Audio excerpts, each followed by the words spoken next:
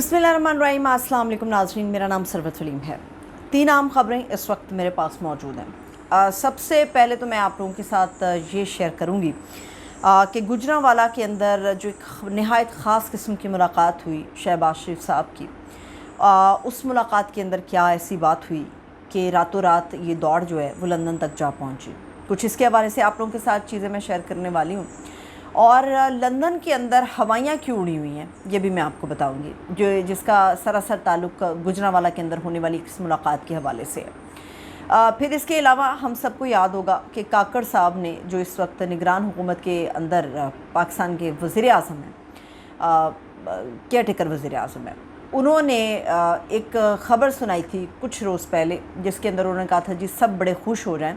क्योंकि पाकिस्तान के अंदर सऊदी अरब हो, कतर हो, यूएई हो, ये 6 अरब डॉलर की जो सरमायाकारी है वो करने वाले हैं। ये सरमायाकारी किस हैसियत में हो रही है, किस के लिए हो रही है, ये मैं आपको बताऊंगी। और इसके अलावा सरदार लतीफ़ खोसा जो माहिर क़ानून है, बैरिस्टर हैं, बहुत बड़ा नाम है, कानून को बड़ी बारीकियों से समझते हैं, उनके हवाले से भी एक अहम मामला हमारे सामने आया है। सबसे पहले मैं आपको बता दूं, शहबाज शरीफ साहब की जो लंदन में दौड़ें लगी हैं उसकी वजह क्या है। गुजरांवाला में जब लंदन से शहबाज शरीफ साहब वापस आए तो उसके बाद उनकी चंद ही घंटों के बाद गुजरांवाला गए, और वहाँ पर कहा जा रहा है कि गुजरांवाला में एक बड़ी अहम और ख़ास किस्म की उनकी मुलाकात हुई, और वो मुलाकात एक तवील थी जिसमें उन्होंने सिर्फ सुना, बयान कुछ नहीं किया। और गुजरांवाला की इस मीटिंग के बाद शहबाज शरीफ साहब वापस लाहौर आए, मरियम बीबी के साथ उन्होंने एक मुलाकात की। कहा जा रहा है कि एक इजलास था, मुशावरती इजलास था, मरियम बीबी थी और कुछ और अहम लोग थे, और उसके चंद घंटों के बाद लंदन की टिकटें कराई गई, और टिकटें कटवाने के बाद जो है शहबाज शरीफ साहब एक अलग परवाज़ से लंदन रवाना हुए और मरियम बीबी एक अलग परवाज़ से लंदन रवाना हुई। असल में जो एक तकरीर नवाज शरीफ साहब ने की वहाँ पर,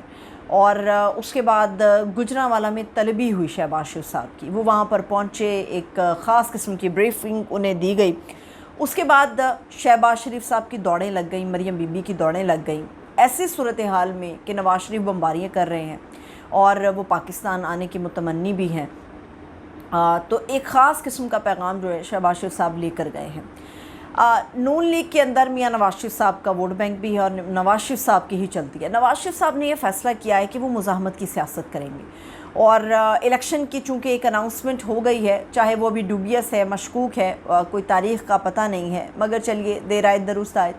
लेकिन अब नवाज शरीफ साहब समझते हैं कि उनके हाथ में कुछ नहीं आने वाला, इसलिए फ्रस्ट्रेट होकर उन्होंने नहायत सख्त किस्म की तकरीर की है। शहबाज शरीफ साहब और मरियम बीबी ये पैगाम लेके, गुजरांवाला से जो पैगाम आया वो पैगाम लेके लंदन गए हैं। आज शहबाज शरीफ साहब से लंदन के मीडिया ने कुछ सवाल जवाब किए, मैं उन सवालों और जवाबों पे नहीं जाऊंगी, मगर शहबाज शरीफ साहब का रंग बिल्कुल फ़ख्त था, उड़ा हुआ रंग था शहबाज शरीफ साहब का, घबराए हुए थे, ठंडे पसीने उनके छूट रहे थे, और उनके चेहरे के जो एक्सप्रेशंस हैं, जो तासुरात थे, वो उनकी पूरी कहानी बयान कर रहे थे कि आखिर नवाज शरीफ साहब ने जो बम फोड़ा है, ये पूरी नून लीग को, उसकी लुटिया को लेकर जो है वो डूब गया। नवाज शरीफ साहब तो डूबे थे, वो कहते हैं हम तो डूबे हैं सनम, तुमको भी ले डूबेंगे। नवाज शरीफ साहब डूब गए थे, उनकी लुटिया डूब चुकी थी, अब उन्होंने सारी लुटिया डबो दी है पूरी नून लीग की, और ख़ास तौर पे शहबाज शरीफ साहब तो एक अलग जगह पर खड़े हैं। उन्होंने अपनी बेटी मरियम नवाज़ की जो सियासत थी, जो उसकी बका थी, वो भी डबो दी है। अब वापस वो आएंगे, वो वापस अपनी सियासत बचाने के लिए आएंगे। इस तकरीर के बाद उन्हें लगता है कि एक मुज़ाहमत का बयानिया जो है, शायद इमरान खान साहब जिस मुज़ाहमत की तरफ जा रहे थे, उनके स्पेस को, उनके खला को पुर करने के लिए अगर नवाज शरीफ साहब सियासत के अंदर मुज़ाहमत का बयानिया लेकर आएंगे तो वो सौदा बिक जाएगा। ये सौदा सिर्फ अवाम इमरान खान साहब के ज़रिए ख़रीदना और बेचना चाहती है। नवाज शरीफ साहब के ऊपर बड़े सख्त किस्म के इल्ज़ामात हैं, करप्शन के,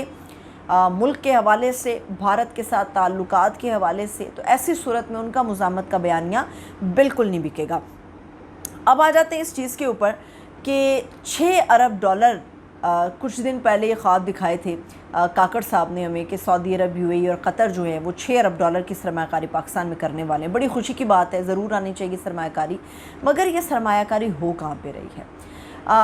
کارپوریٹ فارمنگ ہے غالباً، اس کے حوالے سے 6 ارب ڈالر کی یہ سرمایہ کاری ہے جو 4 سے 5 سال کے دورانیے کے دوران پاکستان کے اندر آئے گی۔ اور لیکن اس کے اندر کچھ چیزیں ہیں، وہ بھی میں آپ کو بتاؤں گی۔ یہ جو 6 ارب ڈالر ہے یہ کہاں پر آ رہا ہے؟ فوجی فاؤنڈیشن کی ایک کمپنی ہے، فوجی فاؤنڈیشن کی ایک کمپنی ہے جس کو شاید فونگرو کہا جا رہا ہے، غالباً یہی نام ہے اس کا،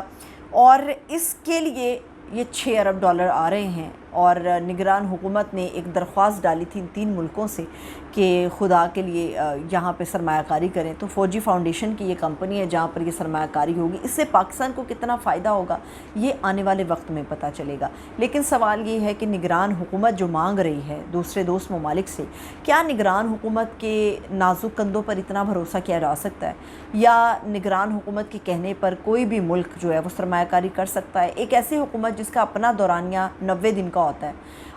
وہ امداد مانگ رہے ہیں یا وہ سرمایہ کاری مانگ رہے ہیں، چاہے وہ کسی کے لیے بھی مانگ رہے ہیں، سوال یہ ہے کہ ان کی اپنی اوتھینٹسٹی کیا ہے، کیا ان کو یہ 6 ارب ڈالر مل جائیں گے، یہ سوال ہے۔ اس کے علاوہ ایک اور اہم معاملہ ہے سردار لطیف کھوسہ صاحب کا۔